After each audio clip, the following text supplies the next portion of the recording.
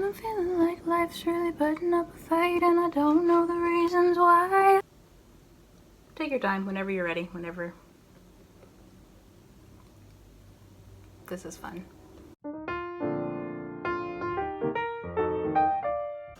So you're just gonna be here? You're just gonna Greetings and salutations, beautiful humans. This is Amity Ravenclaw. Now I can't say my name. This is Amity Ravenclaw Elf here, and I know what you're thinking. Yes, I still don't own a tripod. I wanted to record this video in a place where I can show off my bookshelf with the American Girl dolls and stuff, but I can't really get any camera position that really shows it while I'm still there. So we're just gonna kind of address it and then move on. I'm gonna talk about Descendants again because it brings me joy to so do, and that is also the only video script that I've completed. If you don't follow me on Tumblr, then all this is gonna be new information for you. If you do follow me on Tumblr, a bit of a rehash, but you know, it's still fun. This is fun. We're having fun together, you and I. Let's do this. Basically what the deal is, the Descendants film trilogy was made in such a way that I do care about it, and the characters and the setting and stuff, I care about it. It's cool. But there are some things I would have done differently. Here's a rundown, basically, of what I would have, what I think would have been a cool Descendants 3 in the stead of the Descendants 3 we actually ended up seeing. Obviously, this isn't me saying like, hey, change it, or it's like, or hey, here's what you should do in Descendants 4. I'm not saying we should have a fourth one because I don't think that's necessarily something that is needed. But I think it's cool to just theoretically talk through like, hey, wouldn't this have been cool? And then you can say, yeah, that would be cool. Or you can say, no, ew, I would hate that. Oh my, let's start. People change, so let them grow. Whoa. The first major change that I would make in the movies is, or in the third movie specifically, is a pretty big one. Instead of having the villain be Audrey, have the villain be Chad. Here's why. Audrey shouldn't have been the villain of the third Descendants movie because she wasn't that kind of a presence in the first two Descendants movies. In the first movie, she was kind of passive-aggressive, but Mal was passive-aggressive, and like Jane was passive. Everyone was kind of passive-aggressive in the first movie, and she didn't actually do anything to anyone. Like, we never see Audrey sabotage somebody or show that she has some sort of like motive to do them harm. She just kind of says like, oh, I think that magic shouldn't be done in the school, is how she talks forever now. And it just seems like making her the villain is just completely out of nowhere unless you just kind of hated her for no reason, which you shouldn't hate her for no reason. And she wasn't even in the second movie. Like, she was kind of passive-aggressive in the first movie. She was gone for the second movie. And in case people forgot, at the end of the first movie, she forgives Mal. Like, she and Mal have a moment where they're just like kind of smiling like, ah, we're not so different, you and I. Or at least smiling like, hey, I don't hate you. I don't harbor a strong personal grudge against you as a human. So having her in the third movie show up like, I harbor a strong personal grudge against you as a human, is kind of like, okay, hold on. But like, what happened to the smiles? We had smiles at the end of the first movie. Whereas Chad, in the first movie, he's like tricking Evie into doing his homework for him. In the second movie, he's like, man, sure would be a shame if Ben died, because then I'd be king. Like, everything was setting up him being the villain, so it's weird that he's not. Audrey was not an inherently mean person in the first movie. She was definitely in the wrong for being prejudiced against the VKs, but again, Jane was also prejudiced against the VKs. Lonnie was also prejudiced against the VKs, so it seems like making Audrey the only one who has to pay for being prejudiced is kind of weird. I don't want to throw out that it's weird that the black girl's the only one who is punished for this, but it's weird that the black girl's the only one who's punished for this. In my script, I didn't actually already say that Chad should be the villain instead of Audrey. Like, in my script, what I said was Audrey shouldn't have been the villain, so that at this moment, what my line is supposed to be is, so... Oh my gosh, I'm gonna still do this part. So, you ask me, out loud and maybe in a British accent, who should the villain have been?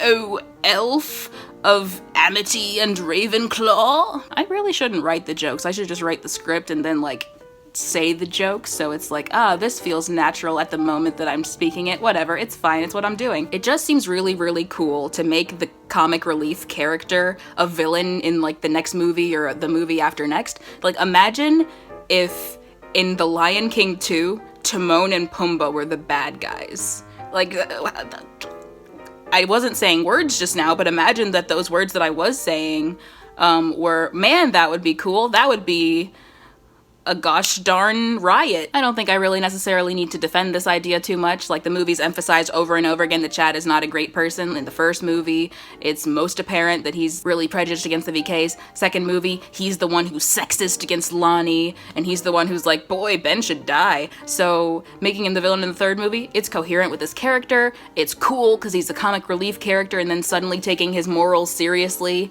is like, oh, he had all the red flags and we ignored it because it was, you know, it was just lighthearted and stuff. And that's deep. It's like, oh man, we thought boys will be boys, but actually boys will be the villain of the third movie. I had all the red flags and everyone just ignored it until it escalated. Enough dallying though, I'm going to give a full plot synopsis of what this version of Descendants 3 would look like to the viewer. And I'm not going to do it in this tone of voice, so I'd better finish this sentence with quite a flourish. That was the flourish. I'm done with that now. Okay, so this version of the movie, it would all start the same. So we still have good to be bad. We still have the, we're gonna choose Celia and Dizzy and Squeaky and Squirmy, except for maybe in this version they don't have the dumb line that's like, hey, we think Celia could use some remedial goodness, am I right, guys? Like, we're not gonna have that line in there. Why? Because it doesn't make sense, because we never see her do anything bad in the entire movie, and you can watch one of my other videos for that. So it starts basically the same up until the scene where Audrey's grandmother is like, our family status gone. And you should have married Ben, or whatever she said. So she says that, and instead of, like, going to confront Mal, Audrey just goes off and cries by herself. Like, I don't think Audrey was necessarily wrong for reminding Mal that she love potioned Ben and that was wrong, but I do think that it's a better version of the story if she doesn't bring that up, because it comes across wrong. If Evie had been like, hey, maybe you shouldn't have well, not Evie, she was kind of part of it. It'd be better if Ben had been like, hey, you shouldn't have love spelled me, or stood up for himself even once in the entire series. Given the amount of leeway that has been given to characters in this series for lashing out, like, characters lash out all the time, so it's not weird that Audrey lashed out, but in this version she's not gonna lash out. She's gonna go cry by herself. And then Chad follows her. You see, Chad is like, hey, I thought you were over Ben. And Audrey's like, I am over Ben. Because, you know, how she's not in love with him. That's, more or less canon. It's pretty understood that she's not, like, in love with Ben at this moment. But she keeps crying. She says, I'm not in love with Ben, but she keeps crying. And, you know, they kind of both sit there for a second. And then, because it is in character for Audrey to, like, say unfiltered things with her friends when she's, you know, got her inhibitions down. That sounds like she's drunk. No, but it's in character for her to say unfiltered things when she's with her friends, you know, like in the first movie when she was like, everyone will look good and where will I be? So, like, it's in character for her to do that. So at that moment, Audrey will say, she took everything from me, in, like, you know, referring to Mal. She does feel a little bad that Mal took the life that she thought she was going to have. And now the camera cuts to Chad. You can see his mind working, like he's like, man, she took everything. Mal took everything from Audrey. And Ben, oh my gosh, this is terrible. I hate them. And he says something out loud along the lines of like, Ben is betraying Auradon by marrying a villain. He's betraying the interest of our kingdom. And Audrey is like, no, he's not. She's not a villain. She saved us from Maleficent, you know, because remember how at the end of the first movie, she kind of backed down from the whole Mal's a villain thing? This is where that comes in. She's just like, Mal's not a villain. She saved us from Maleficent. But Chad is like, she stole Ben from you. You've been training to be queen your whole life. You deserve to be queen. And Mal doesn't deserve to be queen, and you know what? Since we're on the subject, I deserve to be king, and Ben doesn't, so... And Audrey kind of just, you know, ignores the clear signs that Chad's about to be the villain, and she's just like, I'm gonna go to Flora, Fauna, and Merryweather, and I'm gonna be sad there because they care about me and love me, and that's what I want to do. And then Chad is alone, and he gets a song that's like... maybe, like, basically his equivalent of Queen of Mean, but maybe it's called We Rule, because it's like, hey, we rule in the colloquial sense, like, hey, we're awesome, but also we rule, like, we're gonna take the throne for ourselves, you and I, babe. But he's, you know, by himself, but he's imagining that Audrey's there, that he's talking to. Because of the fact that he's Cinderella's son and, like, pretty close to Fairy Godmother, he's able to steal the wand. Maybe he does it, you know, by knowing a security code or something, or maybe it's just that the museum has really poor security, as we've already seen every single time the museum comes up in the story. Chad steals the wand. There's no scepter, because it didn't make sense the scepter was there anyway, because of the whole, you know, if you touch it, you'll fall into a deep sleep and stuff. Meanwhile, the VKs, they go and get Celia and them. That's what they're doing now. So Celia and Dizzy and Squeaky and Squirmy, they have that limo scene. Maybe we still have Lady Tremaine bring Dizzy's Bedazzler or whatever that was. I don't remember, but like it seems like we really want to redeem the villain, so sure, she can bring the Bedazzler still. But we head out with the new VKs on the limo. We don't have the Hades scene, because in this version of the story, Hades isn't Mal's dad, because that was stupid and I hated it. We're not doing that anymore. But while they're still on the Isle, Uma sneaks into the barrier. And before they leave the Isle, Uma sneaks back out of the Isle with Harry and Gil, maybe some of the crew.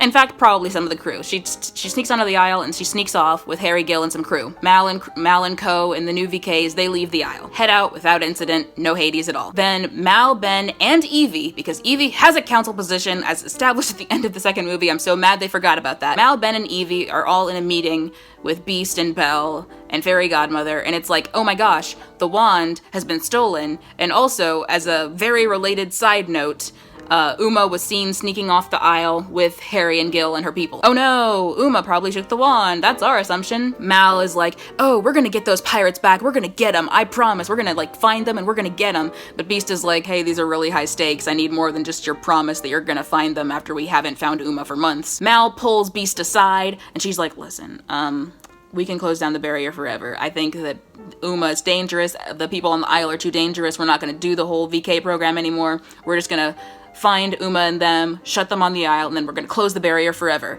Ben and Evie don't hear her say this, because it was out of character for Ben to agree to it in the other movie, and I'm not gonna have that happen. Evie and Ben don't hear her say that. They just think, oh, the conversation has resolved in favor of us finding the pirates, so let's find the pirates. Maybe Ben is still speaking on Uma's behalf like he did in the movie. I liked it when he did that, when he was like, it probably wasn't Uma. I liked that, so maybe he still does that, because it's cool. Meanwhile, Chad is on his way to Fairy Cottage to impress Audrey, because he's like, ooh, I got the wand, she'll totally think that's hot. He encounters Audrey's grandmother, who's there like, oh, I'm going to find Audrey to continue reprimanding her for losing the throne, or something. That's how she talks. She asks Chad where Audrey is, and she's bad-mouthing Audrey, and Chad's just mad because Audrey's his girl, and he turns Queen Leah to stone. He turns Audrey's grandmother to stone. She made Audrey cry, he's sick of it, and he didn't mean to turn her to stone. He turns her to stone accidentally, but once he does it, he's like, hey, that was kind of cool. I kind of liked that. Like, he freaks out for a second, but then he completely gets over it, and he's like, that was awesome. So then he continues to go to Audrey, and he's like, ta-da! I have the wand! We can be king and queen! We rule! Maybe like a tiny reprise of his song, just like, we rule! That's not how it's gonna go. I want it to actually sound good. Audrey's just like, what are you talking about? Put that down. Flora, Fauna, and Merryweather show up. Where were they? When they see that Chad has the wand, they're just like, young man, give it to us. That's dangerous. We're gonna take it back to the museum. You're in trouble. Maybe they say you're in trouble if they're idiots. Chad turns them to stone. He just turns them to stone. Audrey's freaking out like, Chad, what are you doing? What's going on? Ah.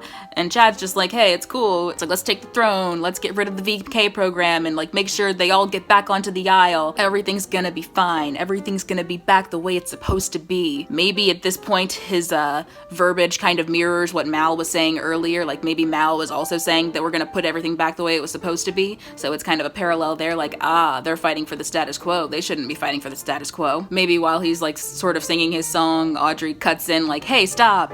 And she's like, hey, if Carlos and Jay and Evie and Mal could get better, then all of the VKs can get better, because she's woke. This is woke Audrey that we're working with now. Chad's just like, nah, we're good, they're evil. It's as simple as that. It's a black and white issue, except for he probably won't say it's a black and white issue, because if he does, then it's gonna seem kind of racial for Disney, and maybe they don't want to do that. He's gonna kind of see that Audrey isn't into it, so he's just gonna be like, okay, wait here, and then he's gonna poof away.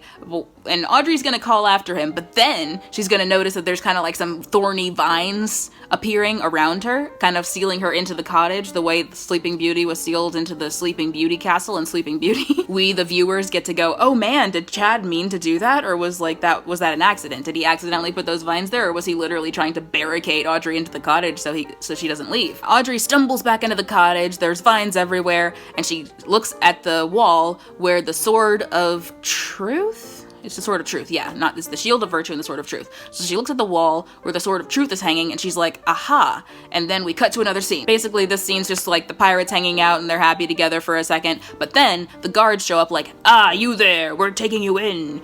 And Uma's like, you guys, I got this. You guys run away. And Harry's like, no, I'm not leaving you again. And tells Gil to take the crew and get them to safety. Gil takes the crew and gets them to safety because he's the second mate, and he cares, and he's awesome. It'd be cool to see Gil take responsibility, like have Gil give an opportunity to be competent. That'd be fun. So Gil takes the crew and goes to safety. Harry and Uma get arrested. Maybe they have a duet, like maybe they're dancing around like, hey, we got each other again or something. I don't know what it would be called, but it'd be cute. Then after the duet, or if the duet doesn't happen, just after they're in the jail cell, there's a guard, and the guard is like, hey, the king has sent someone to question you. And then Uma's just like, let me guess, it's Mal, but it's Lonnie, because Lonnie's in this movie. And Lonnie's basically just like, hey, where's the wand? We know that you stole the wand. And Uma and Harry are just like, we didn't steal the wand, what's up? And they kind of have some banter. They're clever. They respect each other's cleverness. And Lonnie's just like, listen, let me level with you. I've seen the Isle. I saw how terrible it was. I've heard about how bad the parents are there. Because remember how like Lonnie had compassion in the first one and then kind of completely forgot about it in the second one? I feel for you. We can make it right. If you help us find the wand, I'm sure we can get all the kids off the Isle. And Uma's just like, yeah, no, I want to hear that from the king first before I commit to anything. Cut back to Chad, and he's gone to Ben's castle, because that's where they're keeping the new VKs in this version, instead of Evie's castle, because that was weird. Also, it wasn't a castle, it was a house. Chad goes to Ben like, hey, give me the crown, just to wear, like it doesn't have any magical significance, he just kind of wants the crown, so he takes it. He sees it, takes it, and he makes it mine! Leave a note in the comments if you got that reference. So he takes the crown, puts it on his head, turns Ben into a beast for good measure, I guess. Then he goes to the VKs like, I'm gonna send them back to the Isle or something. Maybe it's a little implied that he's gonna kill them. Actually, no, that'd be terrible. So now he's just like, I'm gonna send them back to the Isle or whatever. As he's about to do that, Dizzy's just like, oh my gosh, it's my cousin or my step cousin or whatever. And Chad is a little flustered or dismayed, like, wait, what's going on? Why is this kid being nice to me? And while he's off his rhythm, now she's thrown him off his rhythm.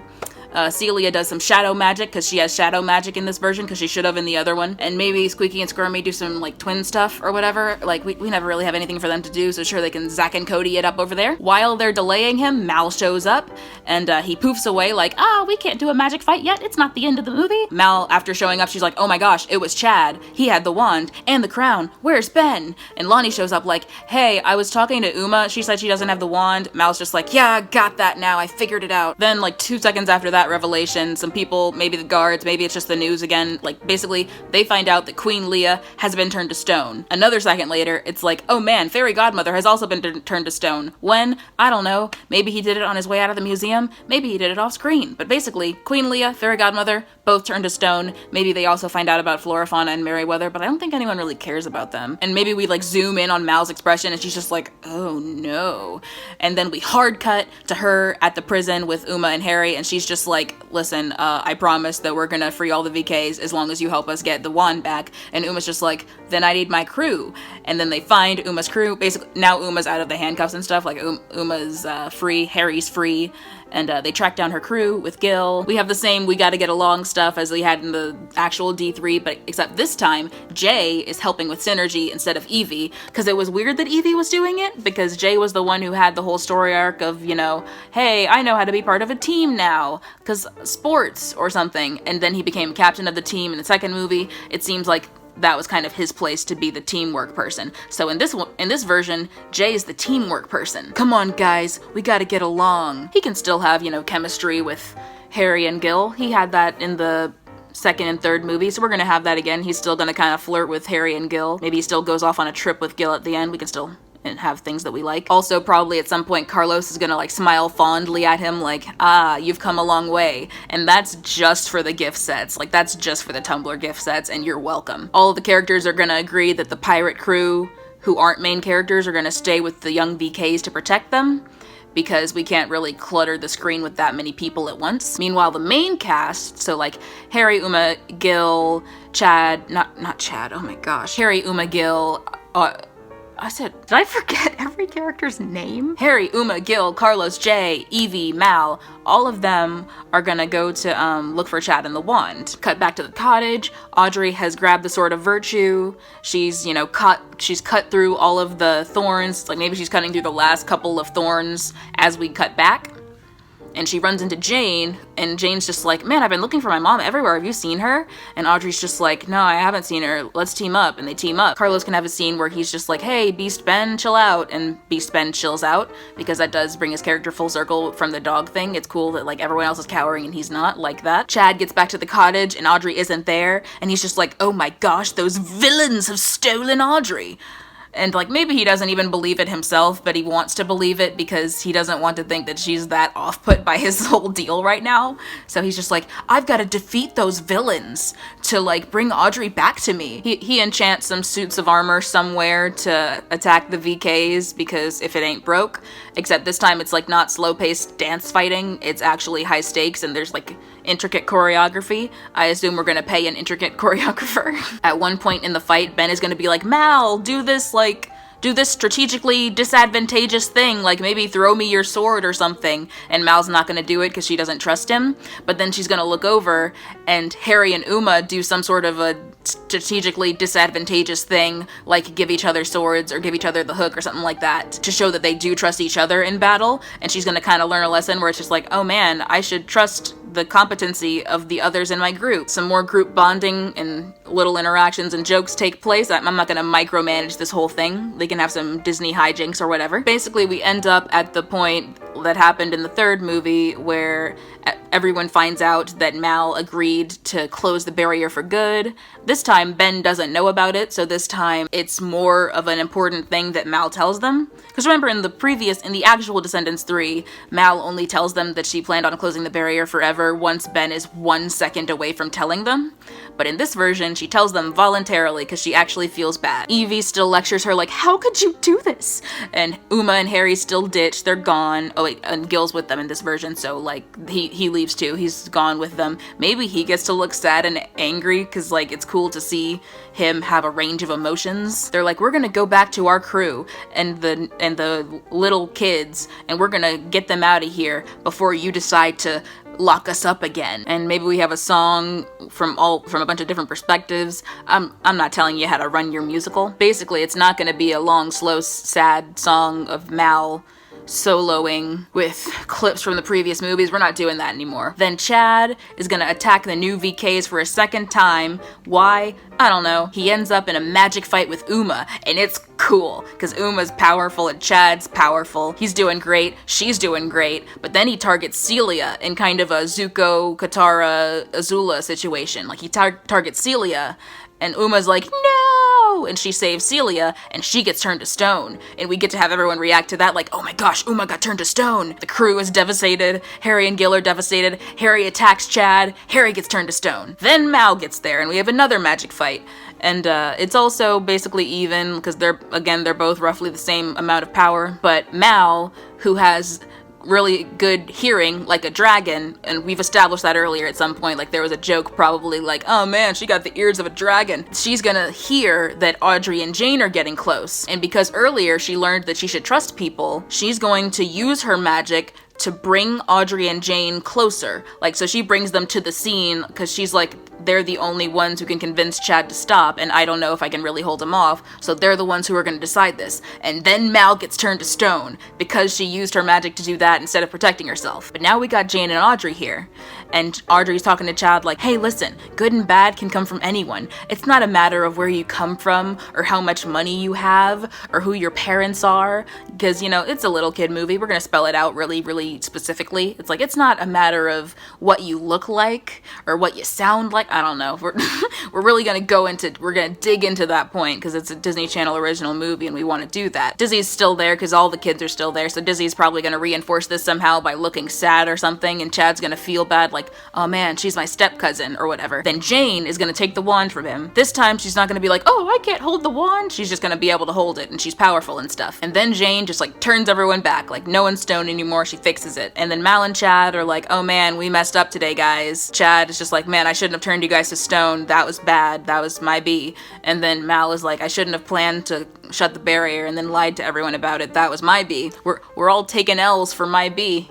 I don't know. I don't know. I'm picking up lingo where I can, guys. And Mal goes to Ben and she's just like, I do love you and I will marry you, but I shouldn't be queen because I'm not very good at this. I'm not very good at running a country, and anyone here would probably do a better job of being queen than me. And then Ben is like, huh, anyone here? Interesting. And then, cool part, he decides that instead of letting Auradon be a whole big kingdom, he's gonna kind of split it up into the sub-kingdoms that it's made of as a kind of United Nations situation instead of a United States situation. So it's no longer just like, oh, he's in charge of all of the kingdoms. It's all of the kingdoms govern themselves, but they meet up and talk and stuff. And Jay gets to be an ambassador of those kingdoms, because in this version, remember, teamwork is a developed skill of his that can tie into his, like, oh, I can show you the world thing with Gil. I should have sung that part. I can show you the world.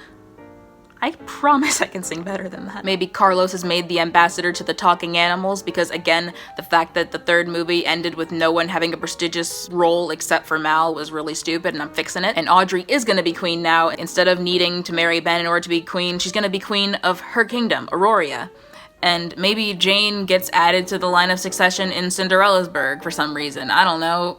Cause, ooh, yeah, Chad can abdicate to Jane. Like, okay, listen, I should not be the prince. Here, Jane, you can be queen. And maybe if fairy rights have ever been mentioned, that can be like a glass ceiling for fairies. Like, oh my gosh, a fairy has never taken the throne. Yeah, that can have been mentioned earlier. Like, Mal, you're gonna be the first fairy queen, but I can't be the queen. But Jane's gonna be the first fairy queen. Then Uma is gonna be made Queen of the Isle. And Uma's just like, wow, Queen of the Isle? That kind of sucks in comparison to all the other things. Is that like some kind of joke? It's the Isle is absolute garbage. But Ben is just like, hey, no one better than you to speak for its people. Because you really care about the people of the Isle. And you're the only one, basically a little bit of Uma praise. And Uma's just like, okay, then give me the wand. And Jane's kind of like, excuse me? But Mal speaks up on her behalf, like, okay, listen, if anyone has acted untrustworthy today, it wasn't Uma. So Jane gives Uma the wand. Uma uses the wand to bring down the barrier. Or maybe instead of bringing down the barrier, she just does a spell so that the kids can get off the Isle, but the villains can't. And we'll hear that in the way she phrases the spell, like she's gonna say a spell that says, like, the kids can get off and the villains can't. I'm not gonna make up a rhyme right now. And like, then we have a celebratory song and dance with all the kids. Maybe we get to see a couple cameos of like villain kid designs. Maybe they're Disney Channel stars. Like we get Sabrina Carpenter? Is that someone? I'm really trying to think. Give me a second. Shia LaBeouf can show up. Hilary Duff can be Maddie Mim, I don't know. Basically, we have some cameos from other Disney Channel stars and their VKs, and they get off the Isle. Hilary Duff's an adult now, so whoever is still relevant on the Disney Channel, they get cameos in that. And that's the end of the movie. What do you think, guys? I think I would like that version of the story. I think it gives more emphasis to characters who deserve emphasis. I'm just now realizing that I did cut Doug completely out of the movie, and I'm sorry about that. He can still be there. I mean, he only needs to kind of exist, right? And this way we have like a more satisfying villain arc. But yeah, that's essentially the story. Let me know in the comments what you think about it or how you would tweak it for your own enjoyment of the story. Basically, this is just a fun little exercise in movie enjoying, I guess. I'm not particularly good at outros, but have a great day. Stay hydrated. Love yourself. Love being yourself. I don't know. Stay healthy. Thank you to all my new subscribers, and thank you to iNickel, or I'm not sure how you prefer that to be pronounced, but thank you to Nicole for shouting me out in that one video. And I think that's it. Thank you, bye. Gotta recognize when you're not feeling okay. Hey, woo. Gotta put back what's taken from you every day. Hey, woo. Gotta omit from life all negativity.